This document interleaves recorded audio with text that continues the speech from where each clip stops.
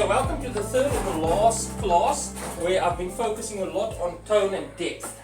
And I've gone in depth about tone. Sorry the pun. Okay, so today I want to focus on just a little quick overview. And you would have seen in the last video as well, I said I'm going to be talking about the second color. Okay, so I left the second color now for today's lecture. So it's not going to be long about the second color, but the second color is just going to add to the harmony and the depth of the design. And then I want to give you a few tips at the end in terms of how I usually do a classic design, or how I usually approach a typical design. Now remember, if you look at music genre, then you know that there's country music and there's pop music and there's rock music. That's called the music genre, right? Pop, rock, and country music. Country. All right. Sorry. But I've been saying, what is the genre of design that we've been focusing on right in the first lecture? If I just now doing a little overview. I spoke about the classic. I spoke about what? Pop, and I spoke about grunge. Those are the three genres, so to speak. But in each genre, you might get, in music, I'm going to compare it with music. In music, you can get, let's say, the singer, two different singers in that genre. And they might sing totally different, but they're of the same genre, but they have got their own style, and they sing different. Can you see what I'm saying? So, just like I've got my own style when it comes to design and design principles and design elements, I've got like a dominant style. And believe me, Tracy has got her own little dominant style. Because the longer you remain an artist or a designer, your style comes through. Each one style starts coming through. And no style is better than the other one, or right or not right, but both with a different style still follow the same principles and use the same elements. It's just you use it slightly different. So I'm going to sort of now tell you the style that even in painting, you know, a Monet and a Van Gogh is different, yet they are both called modern artists. In that time, because both of them used color to the extreme. The old classical artists or classical paintings used light and dark and detail. And here comes Monet and Van Gogh, and they don't use a lot of detail. They don't use a lot of shading and modeling and shading and tonal values. They just use striking colors.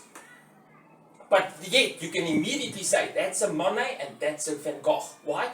Because their style is different, but they're of the same genre. So you will develop your own style as you go along as a digital designer.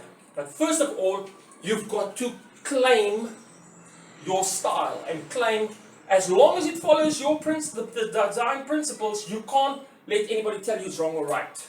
Okay? So we're going to start off with the classical, and we're going to see how do I start deviating from the classical style. Right, now a typical classical style that I've mentioned to you before is, if you've got a layout, you would have a picture and the text would be either at the top or the bottom. Mostly here it's at the bottom. And then you would have the body copy and then the logo. And that would be the design of the advert. I'm talking about a typical advert. And this is the background. And sometimes they don't do anything about the background. They leave it blank.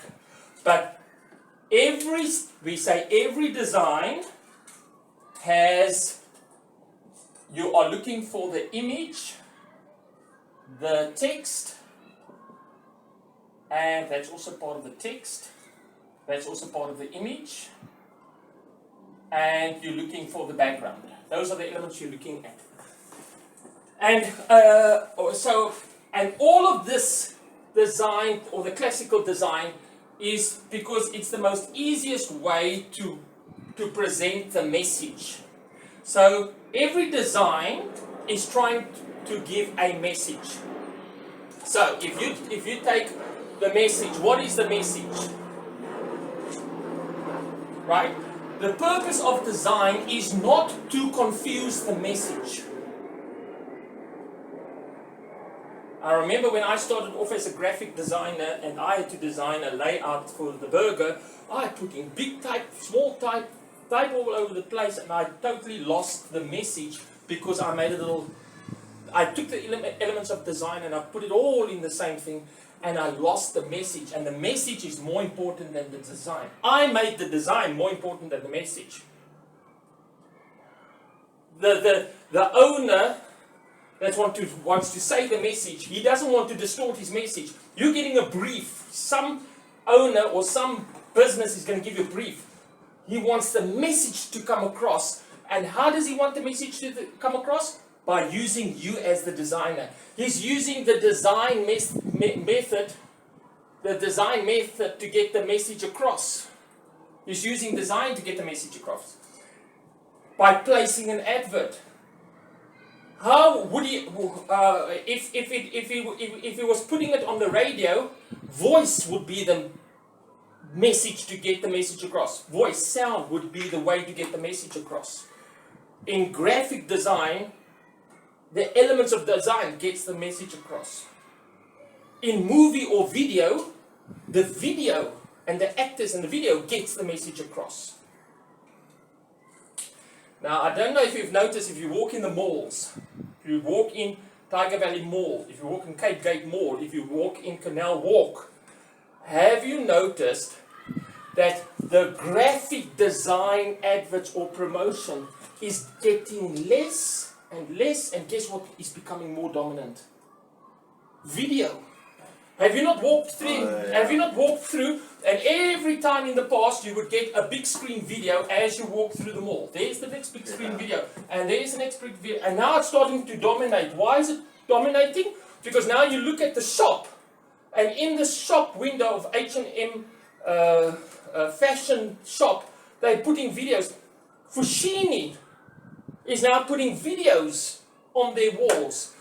Not the old days where you would have the shop front and they'll have the models clothed, and you look through the window and you see there's the model clothed in the Fushini. Now they're putting on videos as a way of branding, like models walking. Who's seen that now?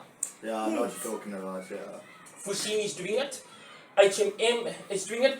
Now you go through mall, even some of the perfume things are putting in videos. So videos here. Now video lends to photographs. So I'm saying, because you want to get the message across in graphic design, it's very heavy in terms of text. In other words, the text must get the message across. So now they take away the color, the images and everything, and they just make the text dominant or the logo dominant, and then the image becomes the image becomes less important. So in classic design, the image is not so important. But what I'm saying is, if you look at videos now and you've got the same space, it's like the whole space is video, and then they put the logo in the video, on the video. You see what I'm saying? So I actually prefer now, in my designs, I prefer using the picture as big as possible. Okay? And we spoke about the background. So in classic design, the background is the space here. But when we're using the image big, part of the actual image inside will become the background. So if you had the classic car, yesterday, the classic car was in a background because of the image was in a background. And I said to you, that's not the real background. It's the background you're looking at now because it's part of the image. But it's not the real background. So I'm putting it in inverted commas. But in design, you have to consider that. You've got to consider it because it could affect your design or your message. Are you looking at the tree or are you looking at the car? Are you looking at the mountain or are you looking at the car?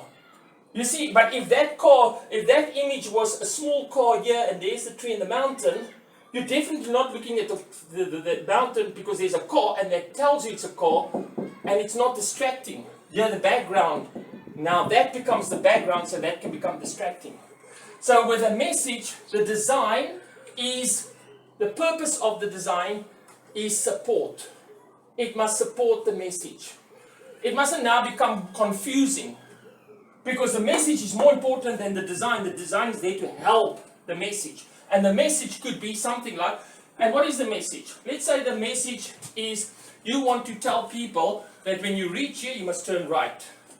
Okay, the toilets are at the right. I'm walking the mall, the toilets are going to be right. Okay, so you want to tell people it's to the right or turn right. So the message could be a simple thing like turn right. And what better way to tell something in a message, because every message has a width and a height, every layout has a width and a height. You've got to have a space. And then you're going to put the word turn right in there. And the designer must choose what font is he going to use that's readable, where is he going to place it in there, and how is he going to present it to make the message stand out. So here comes a guy that is creative design. I don't care about the message, I care about the design. To hell with the message, I'm not going to support the message. I'm going to get the message to support my design because I'm a designer. So he puts there, turn.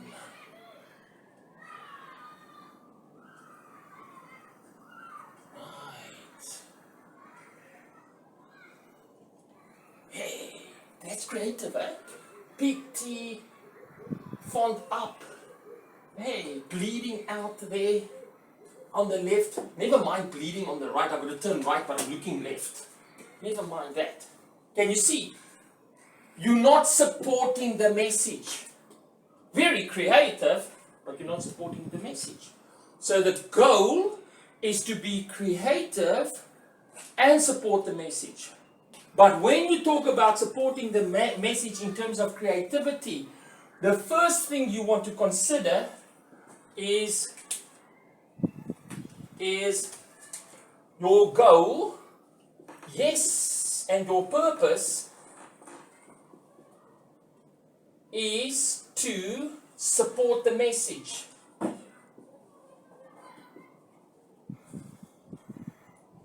And the way you're going to support the message is if you can create harmony and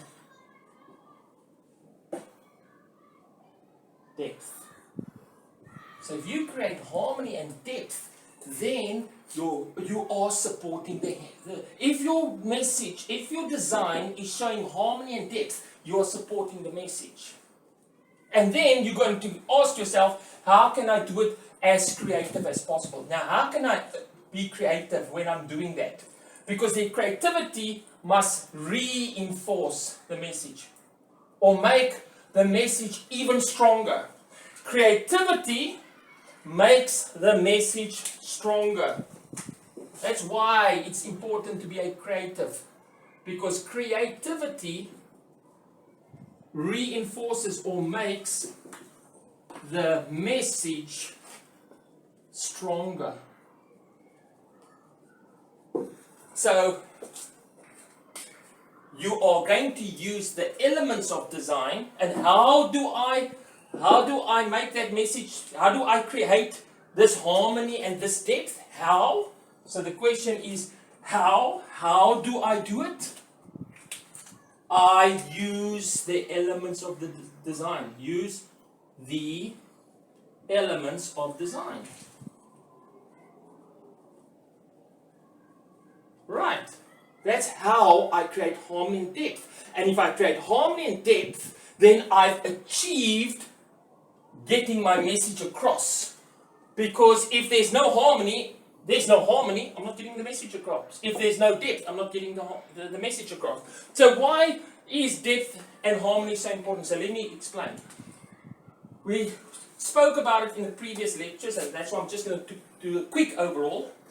If the message is turn right, and I put a thin outline to the word turn right. And I make it the same color as the background. Same color as the background. Right? And a person's coming now and he's got to turn right. He's not going to see that because there's no depth in that. It's all overall, you hardly see it. Same color, only the outline tells you it's different. So, same color, suddenly when you get close to it, it says turn right and then he suddenly must turn right. Isn't it better from far off to already see they must turn right? So, how do you create the depth? You just make sure that the relationship between the background and the wording is contrast. Shows depth. So if I'm making that dark, I must make that light. If I'm making that light, I must make that dark. Contrast is creating the depth. Right? So if I make that a different tonal, a similar tonal value, it's not going to read out. So if I make that a light blue background and a pink wording, it's not going to stand out. It's got to show contrast. It's got to be dark blue against the pink, or red against the light blue, or red against a light blue. Like I'm saying, it's got to show contrast. Okay, so what do? Traditionally, we make it black. So traditionally, we say we put black text onto a white background, and that is our typical classic. Right, typical classic. Now, why don't they put on videos, introduction to videos or the name of the movie? Why don't they really make it black? Because there's so much things happening in the video or the photograph. There's so much things happening here in this picture. So when the picture comes big and you want to put the word in there, turn right, then it can start the black can clash with the black of the background in the picture. Can you see? Or the white, but if it's white, it tends to stand out right to the front. So the way to solve that is usually, if you've got a dark background, you reverse it. So as soon as the background becomes busy or dark, you use white. Okay. So now that's how you know which tool you're going to use. So if the background is dark, you use a light wording in the front. But it's always got to give the message. So the message is like, if you're building a house, the wood there is the message. It's what you use. The message, I want to build a house, there is the wood or the stone. You can't build the wood, you can't build the house, the builder can't build the house without wood or stone. The designer can't design anything without giving me the wording. Give me the words, the letters. Give me the message. Then I will design something. Then I'll build a house for you. Right? Don't you think it will help if you have an arrow in that? Like Yes. So if I say turn right, that is text. And what did we say? That you want to be a couple, a marriage, a couple. I said wording can put the message across, and image can get the message across. But if you use the two together, your job in the design is to use both image and use both text. That is why I have the picture for you. What is this picture? Text, image. Text, image. But I can go through like just text, or I can go through image. What I'm trying to say to you is that you can use, you will still know to turn right. And if I took that out and I just put in an arrow, you would still know to turn right. Less so, but it will still give an indication. But that is why you do both. Turn right, and you use it classical. Turn right, and you put it in the middle, and you put a little arrow. Same weighting, same importance. Knowing that this one is slightly important than the arrow, because of the man and the wife. Here's the man, there's the woman. So that's the text.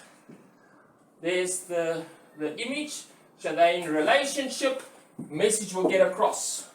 Classical. Okay, but how can I distort that? All right. So now remember, I talked about harmony and depth. So if I did the arrow, and I did the wording, and there was no contrast to the background, it was all too dark or all too light, then what happens? No depth. How can I create no harmony? So let's say I'm going to use a strong arrow. I'm going to put it on a white background. I'm going to use the word black, turn right in black. So I'm going to use that and I'm going to put it on there. And then somebody else can take those two elements and put it on there, and it creates no harmony. Okay, so what if I put the arrow there? And I put the turn right there. Or I make that too big. Or I make the arrow too big or too small. Or let's make this one small. Turn right, this one's small. This one's too big.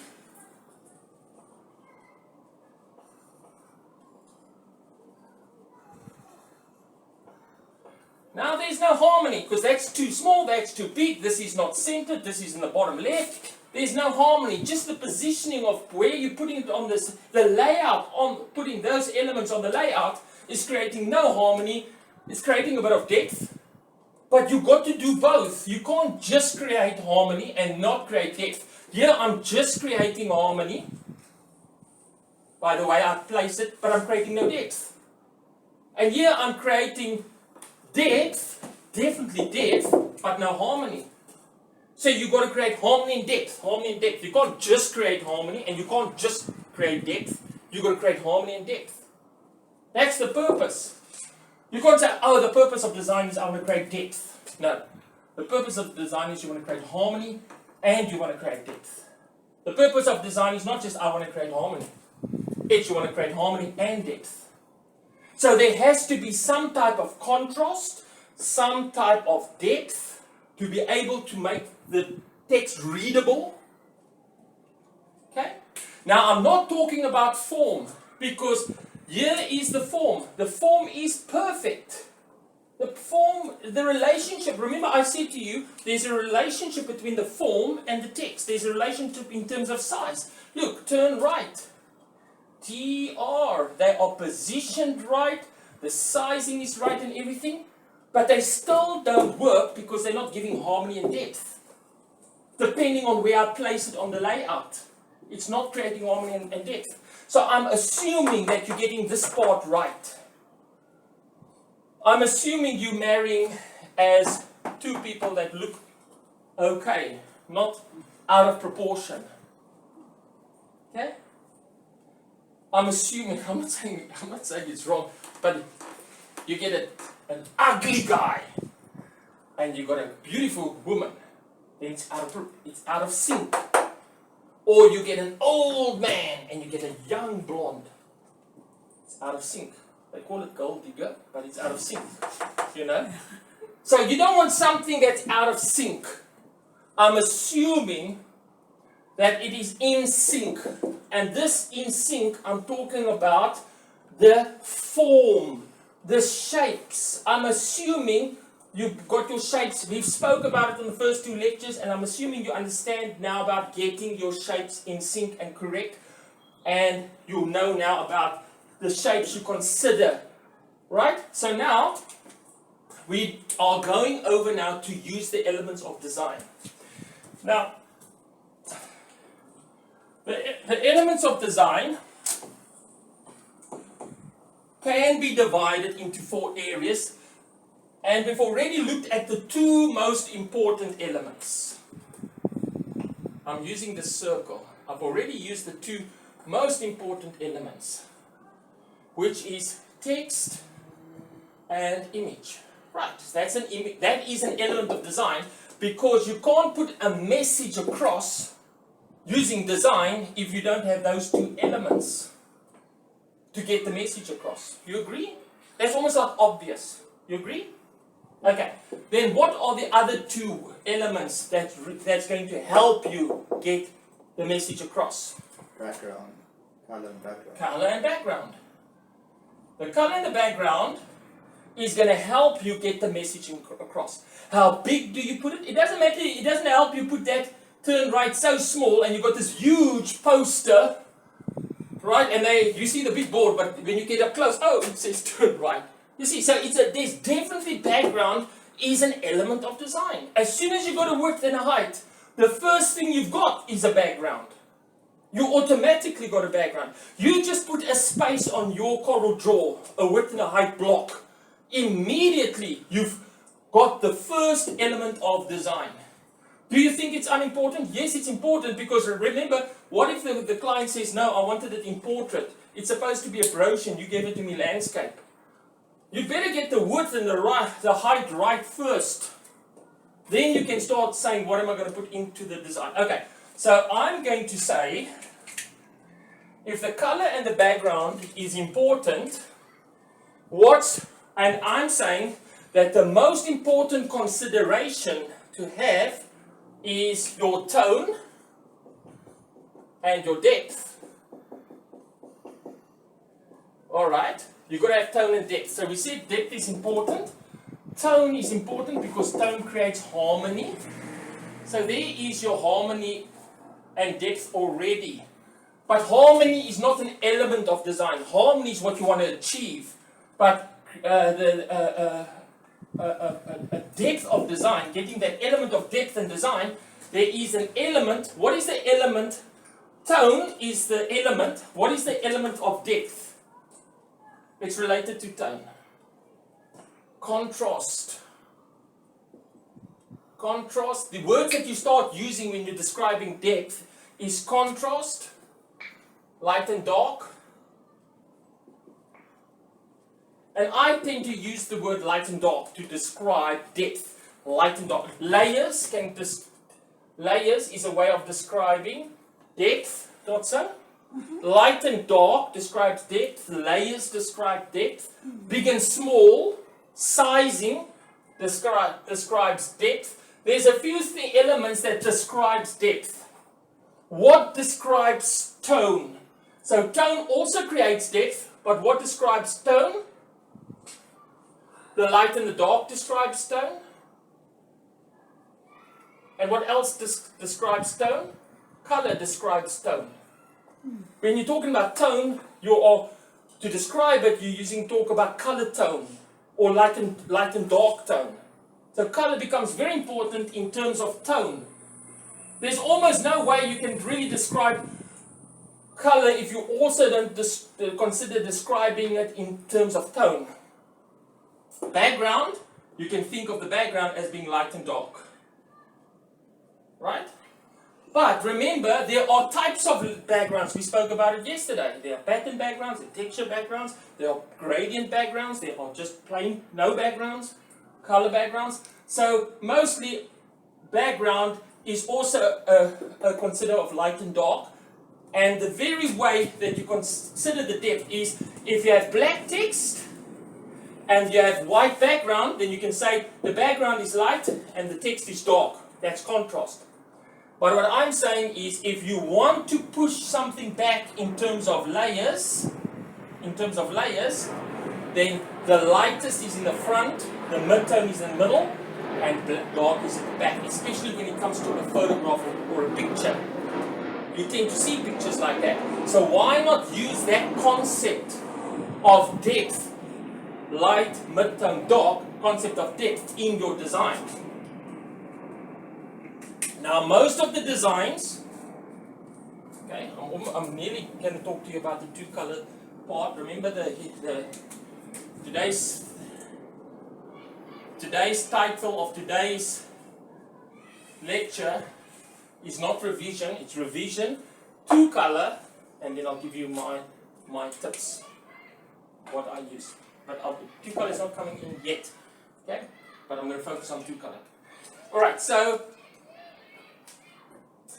I've talked about the importance of tone, light and dark, and understanding the color tonal values. So Remember when I gave you that picture yesterday? Now you must tell me what it is again. Because I want you to almost see it in a snapshot. This is the picture that I gave you. And then here is another picture. And there's another picture. And this, I'm putting it in a separate block because they're not family. And this is the mother-in-law. And that is the father-in-law. Mother or father-in-law. The two in-laws. This is the mother, the father, and the child. Now, what did that represent? What did this represent? The most important one. What did it represent? No, let's see. The text? Text. I've repeated it now such a lot of times that surely you must get it right now. What does that represent? The Image. right. Okay. And what does this represent? Either colour or background. What does that represent? You're close in terms of the background. The tonal. No. The block or the panel. Yeah. And I want you to still describe to you what's the difference between a block and a panel. What does this The represent? block. Yes, The block, yes, okay? yes, Or, yes. but I'm in my classes I'll refer to it as a panel because there's a difference between a block and a panel. I want you to know what I think the difference is between a block and a panel. And this one is representing? Those have to be the tone. Yeah, so this is color tone. So both is relating to color. Yeah. This is color, but it's not color tone, it's color. You. You. Oh, yes, Now I'm going to focus today's lecture on you. Because you is where you determine your second color. Alright, so now I'm getting. So by the way, block. When you got a design, right? And you've got a block or a panel. You see here, you've got no panel, no block. The whole background is there. It's the whole background. So there's no block or panel. That's the image, the photograph, that's the text, there's no block or panel. But as soon as they put another block in, if they put something in a block of color, it's not a photograph, they've decided to put a block of color there. Or a panel of color. Then it's not a photograph. The image is then, or they make a circle. They place a circle of color. Then it's a block of color, or a circle of color, or a panel of color. But the way I want you to see, so a block could be a circle of color, a block of color, a triangle of color. It seems to be a block, Like a panel, footer. a footer. But a footer is always a block. A footer is always a block, right? But I'm referring it to a panel when it bleeds. So if I put a block there, it's not bleeding. But if I put a block there at the footer, you see how it bleeds out. You know now what I mean? It's against the margin. Okay? By the way, never ever put text against a margin. Never put your text you start reading against the margin. Okay? You must always have a breathing space for your text. So the text can line up there, anywhere, but never against the edge of the layout. Okay? Why? Unless you're being creative, because it's not readable if it's on the text, on the edge. Okay? Alright. Because I said so. Okay? It's because I said so. Yeah, no, it's not because it's not it doesn't balance. It's a Balance is another element of design. There's so many different elements of design, but harmony is created. Classical harmony, they used they used the principle of symmetry. So why do you see, if I do a butterfly, it's symmetrical. What's on the left is on the right. It's harmony. Okay, if you have a perfect face of a perfect model, or perfect, it's the left will be equal to the right. Then it's perfect. Symmetry. Classical. You don't want to put anything in the left. So if you're putting the text here slightly to the left, you must balance it out on the right again. must always look balanced. So that if you balance it, it must have equal balance. It mustn't have some things too big here and every. So here's the layout, and everything is on this side and nothing is on the right side. Then why do you need it? So we want to put it in the middle, and we want to create balance. You balance it. Okay. So let me go now back to color U, which we haven't. So we now know what a block is. Now, why I make it smaller as a child? Because it's less important. It's less important. It's like the terms and conditions. You've got to put it in there. It's not important, but it has to be in there because it's part of the message. It's not the main message, but you better know that this is special, is for this week only. So they don't want to say it's from until the 30th. It's about a special. So it's like less important. So make it this child, right? So it's less important. And the color tone and the color hue is less important to the message. But it creates the depth, and it creates the harmony, and it creates the depth. So color hue is important and color tone is important. Now, let's hear what is color hue. Because color hue is going to relate to the second color that I'm going to talk about in doing a good design.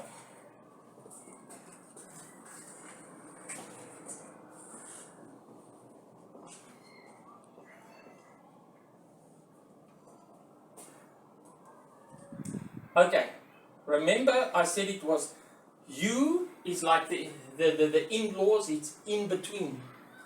It's the in-between colors. It is still a color, but it's the in-between colors.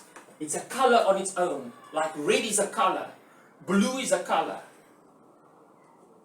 A color hue is a color on its own. The difference is that the tonal value tends to, when you talk about a color hue, you talk about the in-between color. So people almost see it as less vibrant, but it isn't less vibrant, or they see it as toned down, but it is not toned down. It's a color on its own. It's a color that can stand on its own legs. But it's like in between, because it's the in between of the color wheel. So when I talk about the color wheel, I'm talking about the rainbow colors. So when you tend to talk about the color wheel, you're talking about all the colors of the rainbow. I prefer to call it the color rainbow colors by putting it linear as opposed to putting it in a wheel. So I want to say that when you're starting off with your color rainbow, and let's say you're starting off with your blue, or you're starting off with your purple, it doesn't really matter where you start. Some people say it does matter, but I don't care where you start, as long as you know what's happening to the left and what's happening to the right. So after blue is what? We've said it yesterday as well. Green, right? And then what? The next color for the yellow, because they even call the green and the purple the in between the primary colors. So if you have the color wheel and you have the three primary colors, like red, yellow, and blue. By the way, did you know that all the colors of the rainbow is made out of the yellow light, the blue light, and the red light? Light in terms of red light, blue light, and yellow light. You see how we can really now go into talking about color. What gives white light? It's the absence of color that's white light. Okay. Or is it the mixture of all of the three gives you the absence of the color, so it makes white? If you take light and you put up 255 blue, 255 yellow, 255 red, if you add in the red, yellow and blue, and you put 255 as the values, because remember the values is the range, then you get white, you get nothing. Don't you get black? Oh, is it CMYK? No, I'm talking about red, yellow, blue. You get black, or do you get black? Yes, you get black. I don't know what it is now, but if you overlap, black. No, you get white. Yes. Black. Black is 0, 0, 0, isn't it? Yeah, black is 0, 0, 0. In other words, it's the absence of light that gives you black because it's dark. That's the opposite of CMYK then. Yeah, so the difference between light color and mixed color is totally different because the one is mixed through light and the other one is mixed through reflective light. You take a blue pigment. It's only blue because the light reflects on it and absorbs some colors and reflects some colors. It reflects the blue and it absorbs the rest. Color is a fascinating thing. It's about how light produces color by reflecting on objects. And if the light doesn't reflect on the object and the light comes from the light itself, there's only then the three types of light rays. And that's the red ray, the yellow ray, and the blue ray. And that gives you the color. And the black is the lack of total darkness. It's black. It's totally 0, 0, 0. So there's no light, then it's black. And all those three lights overlapping, the overlapping gives you white. So white is in the middle because they overlap. It's got all three there. But here it's only got two, so it gives you a color. So red and yellow and blue. So red and yellow will give you orange there. The blue there and the red will give you green. And the yellow and the blue will give you green. And the red and the blue there will give you purple. So you still got all the colors by the mixture of that. But with reflective light, you've got to use the three pigments, color pigments. Okay, but why I'm saying that is because I'm just wanting you to quickly think of the rainbow. Boy, we think of the rainbow and we go right into this whole discussion. But if you had to take the red and the blue gives you purple, and the yellow and the red gives you orange, and this one gives you green. What can you see? This is your in-between the dominant yellow, blue, and red, which we call the primary colors or the dominant colors, and these are the in-between colors. And yet we don't talk about green as being an in-between color. Not so?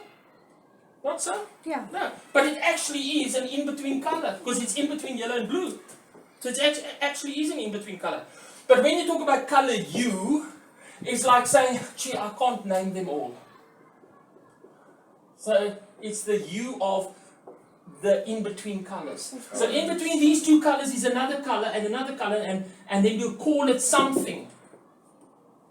Right? And we'll give it a name. And that's why the use of the color is so important, because it's a color on its own. The only difference is that you mustn't confuse the hue of the color when black or white is added. That's where it gets confusing, because what do we say is pink we see as pink. So we see pink as a color hue. It's a color hue because it's a color on its own. Yet it is not, because pink is a tonal value of red. It's not a color on its own, it's a tonal value. And if I choose this as red, right? If I say that is red, and I go towards black, and I say that's black, and I choose a dark red there, I might call that burgundy. So I'm calling that pink, and then I've got another name called burgundy, and then I've got another color called turquoise. And these colors might not be hues, because there's a mixture of black and white tonal values. Then it's not a hue. A hue is a color on its own. It's an in-between color on its own. So the best way for you to describe it, or to know what a color hue is, go to Coral Draw. How do you get it? Let me quickly just come to my comic. Oh, shit.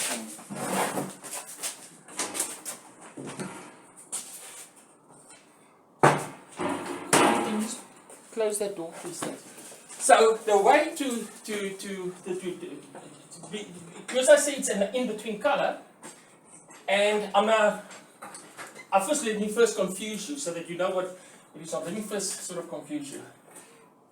I'm saying green is an in-between color, but in graphic design terms, we tend to talk about green as being a cool color and purple being a cool color, and the dominant primary colors as being warm colors. We don't call it, we call it dark colors, light colors, so we call it primary colors and we call it secondary colors. It's not as important as the prime colors, but it is important, so we call it secondary color. So it's almost like, in terms of the husband and the wife, it's the primary colors is the husband, and the secondary colors is the wife, and then the wife will be the green, purple, and orange. But orange is not a warm color, but it's a secondary color. So remember, it can get confusing because orange is a warm color, whereas they say it's a secondary color, and secondary colors are cool. See, so you've got to be very careful. Don't describe something as primary colors and secondary colors, and then describe something as warm colors and then cool colors. Rather say, I'm using orange because it's a warm color. I'm using purple because it's a cool color. Don't say it's orange and therefore it is cool because it's a secondary color. Right? So you just got to be careful.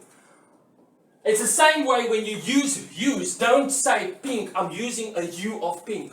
No. So rather say I'm using a hue of color, meaning I'm using an in-between color. Okay? And you don't have to give it a name. Just call it a color hue. And because the color hue, a hue of color, is very vibrant. It's vibrant, it means it's intense, it's saturated, it's intense, it's a color on its own. Like red is red, you can't get redder than red. Okay? So, when you talk about the hue of color, the way I want you to find it in your Corel Draw, or the way you should find it, is when you have, always go when you choose color from Corel Draw or Photoshop, always have this little block here as your choice of color palette. We call this the color palette. Choose this as your color palette. And have the range or the rainbow colors here. Because the color hue is sitting on the rainbow. It's the in-between colors on the rainbow. And if you scroll down with the slider here along the hues, right? You will see that color along the rainbow colors will pop here in the top right-hand corner. And that is the most vibrant hue, the most vibrant color. Why? Because it's coming straight from the rainbow. Straight from the rainbow range, and it's showing in the top right hand corner. And then it's starting to add color values to white. And then it's starting to add color values to black. So it's in between here is a mixture of black. That's why you'll see like a shade or a little black gray thing going along here, because from white to black there is your gray scale, and from black to white to the color where the color has been added more and more black and added more and more white. So when you're choosing here, you are choosing where black has been added, and when you're choosing there, you're choosing where white has been added. So those are not hues, those are tonal values. That is the hue, that's the tonal values. And the hue is found directly on the color rainbow wheel or the color rainbow range. So as you slide here, that color there is the hue.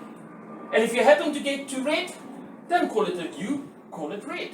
And if you move towards green and you see that is 100% green, then you call it green.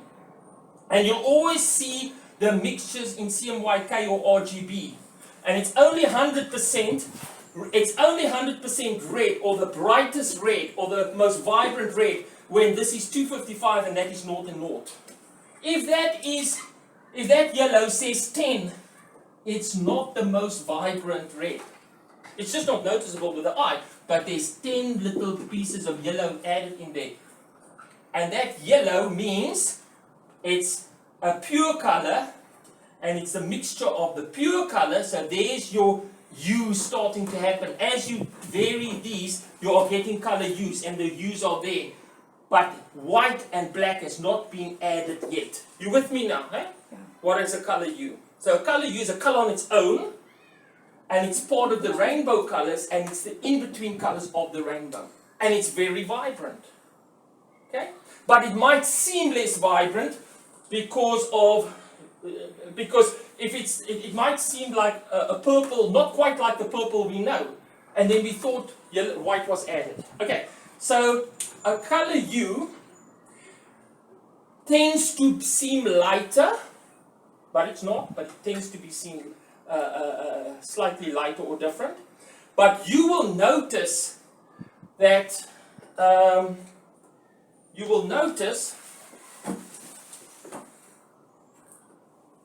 this is what I want you to notice when you look at a photograph. That is why when you look at photographs, you can start picking up hues in the photograph.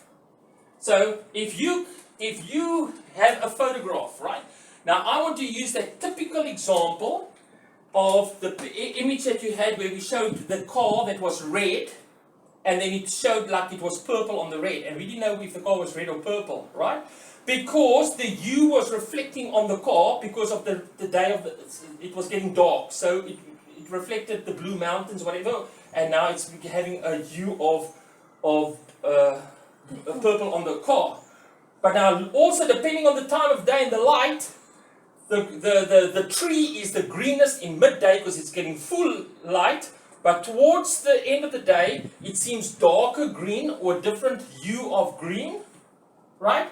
But no black was added, but it's a different hue. Okay? So I want you to think of tonal values as the tonal value of the color, the actual color or the actual color hue. So let's say that is a color hue, and that is a color hue, and that is the actual color. Let's say red. And let's say green, which is 50%. So this is just, let's just start off with the color red, because we all know the 6 colors, red, blue, yellow. We all know the 6 colors. So let's say a hue is just the in-between. Okay, it's not the red, it's not the orange, it's not the red, and it's not the purple. So on the rainbow color wheel, if I said that is blue, I'm not saying the hue of blue is now going to the next color, which is purple, or the next color here, which is green. Because if I'm talking about the in-between colors, and I'm talking about the colors there in between the blue and the purple, and in between the blue and the green, I'm not saying that the hue has to be in between the 2 main colors. I could be taking a hue right off here by the yellow. I could be choosing a hue. So that could be like a brownish hue. That could be like brown, it's still a hue, and that is red. So I can be using it, and it's not yellow, and it's not brown. It's a hue of brown and yellow called ochre, but now I know what it's starting to look like. But it's a pure hue. Now when I put the tonal value on it, when you put a tonal value on anything, you are always going to white. Always. So it's the amount of red and the tonal value is to white.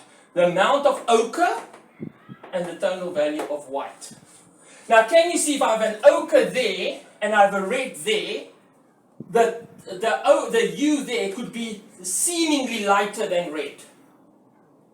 So I could almost say that if I had to put the tonal value going to white on red, I could say that these 2 tonal values are equal, almost equal. So the color, if I put the colors next to each other, let's say I put a block of pink, let's say I make that all pink, and I put a block of ochre. It could be that the further away I walk away, that the tonal values are the same. And that is what I call then the image becomes bland. It's like they all appear on the same tone. Right? But yet, if I make this a tone of ochre and that a tone of a pink, and I put it on the same tonal scale, and I start using hues, and that was pink, and so I use another shade of red, another shade of red, but suddenly I use a shade of another hue that's on the same tonal value, then as I approach it no closer, I see this dominant pinks and dominant reds, but suddenly I see a yellow. But how does a yellow relating to red? But it still blends in as harmony. Then I can take that tone and I can throw in the strongest hue in my design to create my second color. Guess what I'm going to do? I'm going to throw in a yellow.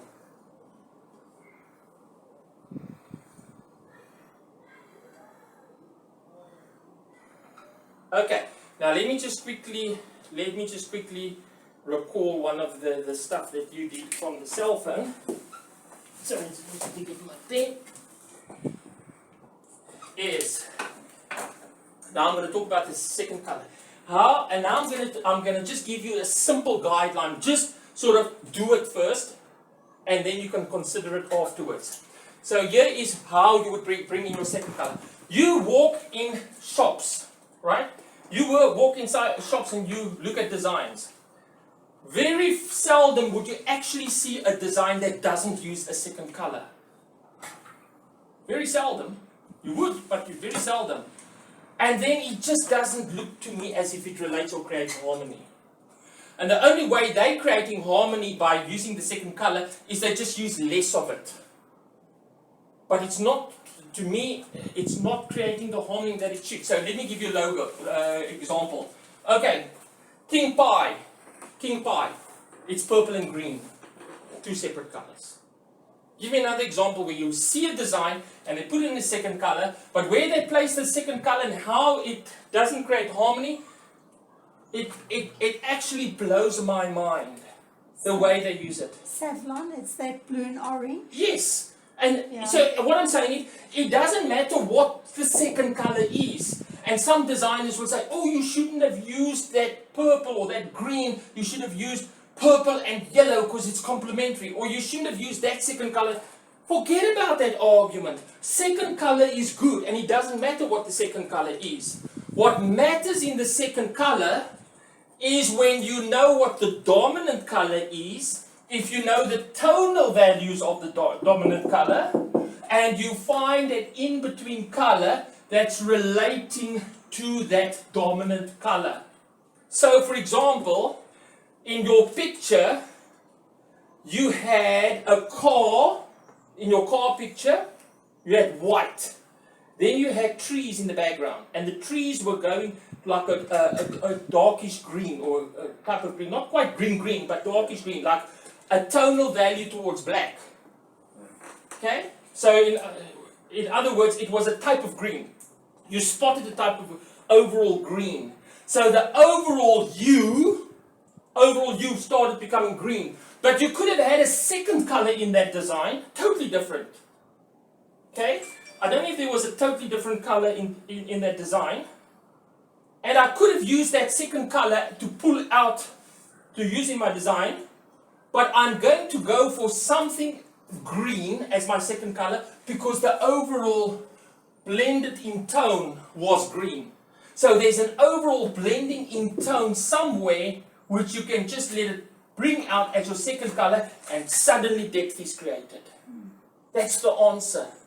So it's not what you choose, it's how you look at it. That is why I love using the background picture as part of my background. Because if I have the car here, right, and I've got no background, I have to look at the car to choose what I can pick out to be my complementary color.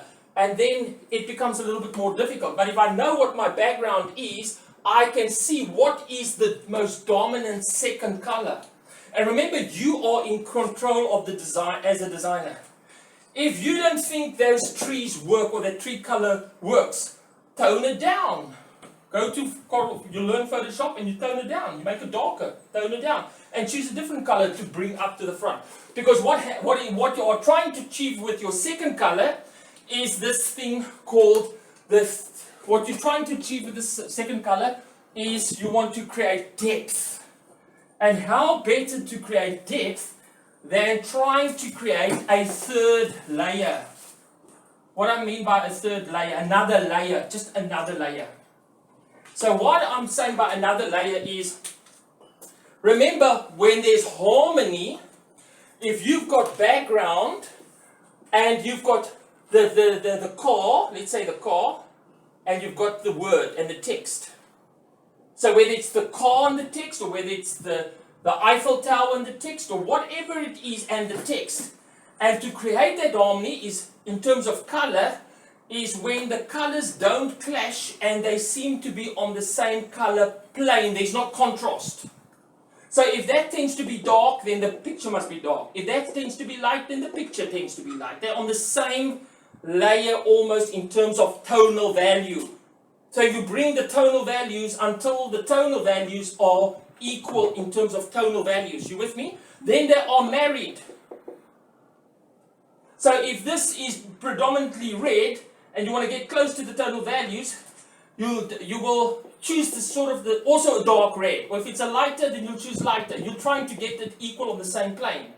And then if that's your color, and you've got a background, you want to lift this off the background. So this is going to be either darker or lighter compared to the background. But all the other elements of the background mustn't clash with that color, because those are your two separating layers or objects that creates the contrast that you can see is different.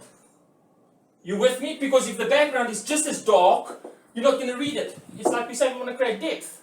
So the background mustn't clash with the foreground. So it's either going to be lighter or darker. You agree? So if it's darker, then I'll make the background light, the top lighter, and I'll make the background darker, almost like reverse. So both will work, whichever one you use. But you're not creating like a third layer. So the best way to create a third layer is suddenly bring something straight to the front. Sorry, I'm going straight to the front like that. I must say straight to the front. So if this is if that is lighter and that is darker, and that's already light, bring something that's even lighter. But the way you're going to do it is, don't put it on one area, one focal point. Put it in where another focal point is relevant. So where can you bring something totally to the front in the design? Well, first of all, it must be somewhere on the text or the image, because that's the focal point. Then, if you spread it around, you can spread it around the design anywhere, but not you can put it not close together, but anywhere. But also not a lot, so that it balances. So let's say, how do I balance it? Okay, so I'm going to so that is a bright color yellow. So I can put yellow here, and I can put yellow here, because I'm spreading it and it's creating yellow there and yellow there. But I'm not putting a big yellow here and a small yellow there. They've got to be small, thin, small, so that it brings it balanced to the front. Okay? Small. So it's almost like an artist, right after he's finished his work of art, he'll make little blobs of yellow here to bring out the flowers here in the foreground. I'll make a bit of light catches on that one twig, the light catched. Or that silver lining on the cloud. One little bright thing. If you had a dark tree and you had a sunset, and just somehow where the sun is setting on the tree, you just put a glow there. Just gonna bring it to the front. You hear what I'm saying? It's like that will create the third layer. Now I'm going to say let's start off by just doing what works. And this will always work. if you choose your second color, which is totally different from the overall tone of blue, right? And somewhere in the background, if there was a dominant green tree, one of your designs had a dominant green tree, I wanted to throw it out. It was just too dominant. It was competing with the blue of the overall dominant blue. Remember the in-laws?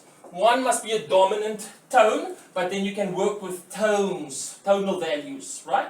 And then you can, if the tonal values are okay, you can use a second color or a second hue and bring it in, but it mustn't dominate. And it mustn't be too much. It can be like 30% of the design can be of that hue. And then of that hue, that's that 30%, I'm going to really bring out the true, the vibrant color, the most important one. I'm suddenly going to bring out here in the heading or the picture that's going to jump out at me. And when it jumps out of me and I'm going to get a fright, I'm going to balance it in the footer. I'm going to make the footer color thin to balance it. So now you've got this tone of blue, suddenly you've got green, bright green. Or light green. Doesn't have to be bright, but light, or it could be bright, but then it's suddenly going to jump to the front. And to balance this to the front, I'm going to put it there as well. What have I seen most of you doing?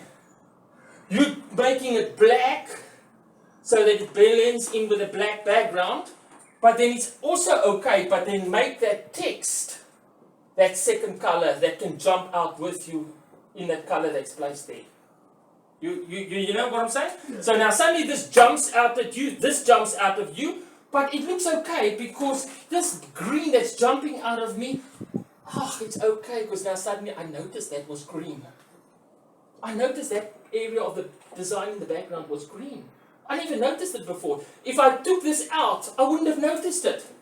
But now that it's there, wow, I'm starting to notice the green tree line. And it actually fits in. It's like it's creating another layer.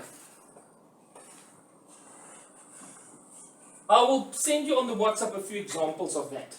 But that way of introducing a second color to make it a third layer. And the choice is not because you randomly chose it. You chose it because it was somewhere in your background of your photograph. And you wanted to bring it out. You are in control. If there was a bright green, why don't you fade it out, get rid of it? So I'm seeing that I say to you guys, choose a color, a picture. So it's very important when you choose a picture, see in the background of that picture what to become your secondary color. But now you're choosing an Eiffel Tower, and the background is blue, and the Eiffel Tower is dark, but it's not as if it's only related in terms of the blue, right? But now how are you going to now take the wording, and if that Eiffel Tower is darker than the blue of the background, then surely your wording, Paris, must be as dark as the Eiffel Tower. Now you're making it too light, it's clashing with the background. Then make it dark if the Eiffel Tower is dark. But if you want it light, then tone down this whole background as a dark blue, as you've seen it not in midday but going towards evening. Then you can make this a lighter color.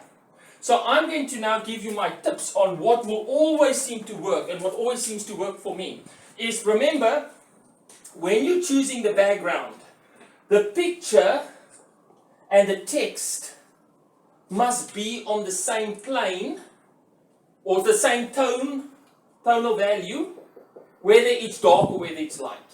That doesn't matter. That's not going. As long as it's darker than the background and there's enough contrast to the background, it's going to work. But it's very much more difficult to put in this third depth. Because when you're thinking of depth, this third depth, you're always thinking in terms of light is in front, midtones is at the back, and dark is right at the back. But when there's just two layers, then it really doesn't bother your eye. Because all you see is a black and white or two tones, so it doesn't bother your eye. But as soon as you're starting to introduce a third layer, that is now going to be a tone, then suddenly this dark block seems like it's receding. Then why is it in front of this table when it's receding? It's like, let me give you a good example. When you take a picture of a person, I want to take a selfie of you. What is the first thing you say? No. Don't be in front of the light. Don't be in front of the sun. Come, let me be on the. Let the sun be behind me, and then I'm going to take you. Why? Because then you are light and the background is dark.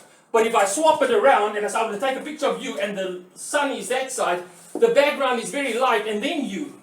And that doesn't look good. Why? Because then I just see you almost in silhouette and I can't see the detail of you. And it's not creating depth. So why would you want to do it in design? So there is my object, there's my text, and now it's very light. It's like I'm taking that picture in the sun, in the background. So I can't create another layer in between, because otherwise it's going to get confusing with my actual design. So why did I just flip it around? So if I make my background darker and my text light, it's going to look better. So it can just be on a different tone where the background tone is slightly darker than the front tone, as long as these two tones are related. Now if I do that as a slightly darker tone and this is a slightly lighter tone, that text can still read as normal and not reverse. It's only if you really go dark in the background that you'll want to put a reverse on. You with me? And what can make it jump out as a third layer is that third you that you choose, that's found in the background. And that could be the third you choose, and you put it as a little block in the middle, and then bring it out in the front. So what are the tricks to bring it out in the front of your text? So let's say birds of prey. Let's say we have the word birds. Don't do this trick because I don't like it. Don't make that glow as an underline. Mostly it will work, mostly it won't work because it's going to clash with my bar at the bottom. Rather take and make the outline in that green color or the second color that you choose. Choose it as an outline. Or choose it as a shadow. Make its second color could be like the shadow color. But shadow tends to fall to the back, it doesn't matter, but bring it in somewhere here in the front. You can even bring it in the picture, part of the picture. Or it could already be in the picture, and you've decided because it's in the main picture, now you're going to bring it out in the front. But that you must be in the background. Am I giving you food for thought? Try it. Now can you see? Now you are trying a new thing, a second color. And it's not going to be important what that color is. It's just going to be important how do you consider your background. That's why I see a lot of you, your heading is clashing with your image. So first of all, you've got to marry it correctly. And now look at the color and the color tones and the color values. And now introduce your second color. Okay, and the best way is, let's have a look at it. And let's give you some examples. And then see how it works. But look at next time you go to the mall and you see posters. Most posters will have a totally separate color. But it'll be less. It'll be smaller or less. Okay? But it's not always successful. But it could be successful depending on how you use it. Any questions? Right. So we're going to try it. Okay, be done. Thank you very much, Colin.